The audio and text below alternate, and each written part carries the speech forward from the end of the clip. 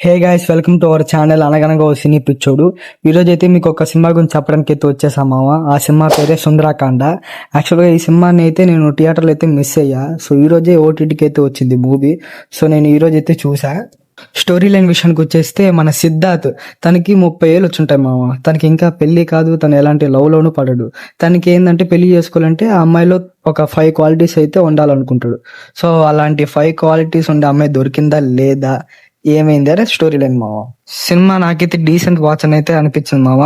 So first half విషయానికి వచ్చేస్తే start అయిన ఒక 20 మినిట్స్ దాకా అసలు సినిమా పెద్దగా ఎక్కలేదు. అక్కలేని సీన్లు, అసలు హీరో ఎంట్రీ అయితే మనం 10 ఏళ్ళ నుంచి చూస్తున్నాం అలాంటి ఎంట్రీ. సో అట్టుండిద్ది. సో స్టార్ట్ అయిన ఒక 20 మినిట్స్ దాకా నాకు సినిమా అయితే పెద్దగా ఎక్కలేదు. ఎప్పుడైతే మన హీరో ఐరా అనే ఒక అమ్మాయిని కలుస్తాడో అక్కడే సినిమా అయితే బాగుంటది. అసలు మెయిన్ సత్య కామెడీ అయితే బాగా ఉంటది సినిమాకి. సినిమా ఓవరాల్ గా ఆయనే ప్లస్ అనమాట, ఆయన కామెడీ. సో కామెడీ అయితే చాలా బాగుంటది.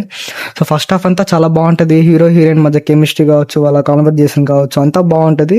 సో ఇంటర్వెల్ కి వచ్చేదానికి ఒక ట్విస్ట్ అయితే ఉంటుంది మామ. అది కొంచెం ఆ ట్విస్ట్ అనేది వియర్డ్ గా ఉంటది, ప్లస్ చాలా ప్రెడిక్టబుల్ గా ఉంటది. సో ఆ ట్విస్ట్ అనేది మీరు చూసేదాన్ని బట్టి ఉండిద్ది. సో ఇంకా సెకండ్ హాఫ్ విషయానికి వచ్చేసి సెకండ్ హాఫ్ కూడా బాగానే ఉంటది. ముందు సెకండ్ హాఫ్ స్టార్ట్ అయిన ఒక హాఫ్ అన్ అవర్ దాకా బాగుంటది. ఆ తర్వాత కొంచెం స్టోరీ స్క్రీన్ ప్లే వైజ్ గా కొంచెం ఫ్లాట్ గా అనేది పోద్ది. ఆ తర్వాత pre climax it was decent, బాగానే ఉంది.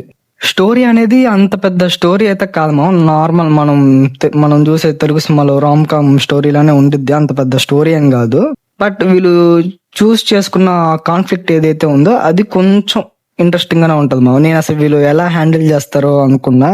సో మన డైరెక్టర్ తన డెబ్యూ అయినప్పుడు కూడా చాలా బాగా హ్యాండిల్ అయితే చేశాడు ఆ కాన్ఫ్లిక్ట్ ఏదైతే ఉందో.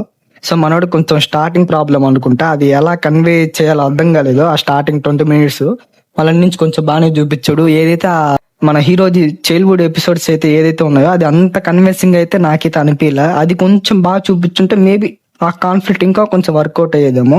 సో ఎమోషనల్ సీన్స్ కు నాకు అంత వర్కౌట్ అయితే ఏం పెద్ద కాలేదు.